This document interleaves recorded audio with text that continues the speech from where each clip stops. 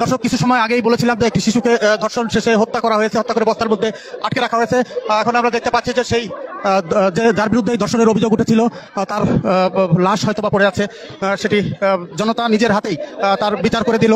জনতা, স্থানীয়রা তারা এই ধর্ষণের নৃশংসতা এটা কিন্তু সহ্য করতে পারেনি। স্থানীয় মানুষ, শত শত মানুষ তাকে মেরে থেতলে দিয়েছে একেবারে। এবং আমরা যারা দেখেছি যে ভেতরে কি অবস্থা, না না এখন বেঁচে নাই। না না একবার এই তো মনে করছেন ও খুব যতন একটা অন্যায় করছে। সে মনে করে একটা বাচ্চা শিশু, তার হাতে কোনো হিংসা থাকতে পারে না। এই জানোয়ারটা সেই শিশুটারে এমন ভাবে হত্যা করছে তা পাবলিকে সহ্য করতে পারে নাই। এই কারণে তারে একবারে বিদায় করে দেওয়া হলো। এরকম যাতে আর কেউ না করে সেই কাজটা করে দেওয়া হলো। রে খুবই অন্যায় করছে। হ্যাঁ, খুব অন্যায় করছে। অন্যায় করে তো সাদা পাইলো যে অন্যায় করছে, এই অন্যায় সে সাদা বলে যাতে ওরে যাবে মারা ধরা হইলো, যাতে এরকম তাদের কেউ না করে ওর দাইয়া সবাই যাতে হেদায়েত হয়ে যায়। এরকম মালিক শাস্তি হবে। দর্শক, বলছিলাম এই চর নসিপুরের যে ঘটনা, চর নসিপুরে ক্লাস 1-এ পড়ে ছোট্ট একটি শিশু, সেই শিশুটি গতকাল বিকাল থেকে নিখোঁজ হয় এবং নিখোঁজ হওয়ার পর থেকেই প্রতিবেশী হায়দারের বাড়িতে তার লাশ আজকে সন্ধ্যায় এসে পুলিশ খুঁজে পায় বা লাশ উদ্ধার করে। কিন্তু এই খবর পেয়ে শত শত মানুষ, গ্রামের শত শত মানুষ তারা কিন্তু এখানে ছুটে এসেছে এবং এই দৃশ্য দেখে তারা সহ্য করতে পারেনি। তারা ঘর ভেঙে তারা এই ঘরের মধ্যে প্রবেশ করে এবং যার বিরুদ্ধে এই ধর্ষণ এবং হত্যার অভিযোগ উঠেছিল তাকে নিজের হাতেই স্থানীয় জনতা বেধড়ক পিটিয়েছে এবং বলা হচ্ছে যে সে এরই মধ্যে মারা গেছে, সেটি জনতার বলছে।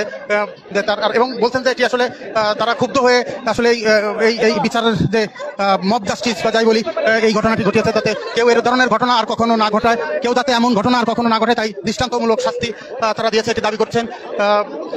কিছু সময় আগেই কিন্তু এখানে পুলিশ চেষ্টা করেছে অনেক তাকে রক্ষা করবার, কিন্তু পারেনি। পুলিশের ব্যারিকেড ভেঙে কিন্তু স্থানীয় জনতা শেষ পর্যন্ত এই হায়দার তার উপরে হামলা চালায়।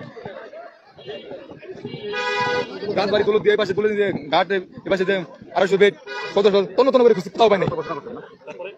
তারপরে পুলিশ আসার পর তারপরে অনুযায়ী তাদের সহযোগিতায় ইনশাল্লাহ সন্দেহ। আমি তাই বললাম যে আমার অনেক সন্দেহ লাগে একটু কথা মোটামুটি ওনাদের। তাকে কেন সন্দেহ করলেন আপনারা? তার সন্দেহ করলে সে খালি পিছিয়ে থাকে আর খালি 5-8 পিছিয়ে থাকে, কোন কথা বলে না। উনি আগে আসবেন, উনি আমার দাদা, উনি আসলে আগে না, যে আসলে মেয়েটা গেল কোথায়, ও তা না খালি পিছনে থাকে, খালি পিছনে থাকে।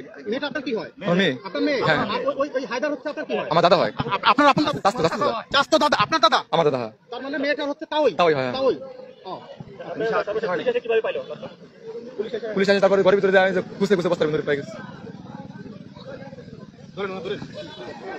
আসলে বলার মতো কোনো, এটা এমন একটা ঘটনা হৃদয় বিদারক, এটা বলার মতো ঘটনা না। কারণ এই মানুষটা আসলে ছিল পরিবার ছাড়া একটা সময়। আর আমরা শুনছি ইতিপূর্বে, মানে বাপ দাদাদের কাছ থেকে শুনছি, এই লোকটা একটা পশুর মতো ছিল, আগেও খুনি ছিল। কিন্তু ওনারে দিয়ে আমরা বিন্দুমাত্র সন্দেহ করি না। কেন? ছোট একটা বাচ্চা মানুষের সাথে মিশে থাকে, মানুষের তো পরিবর্তন হয়।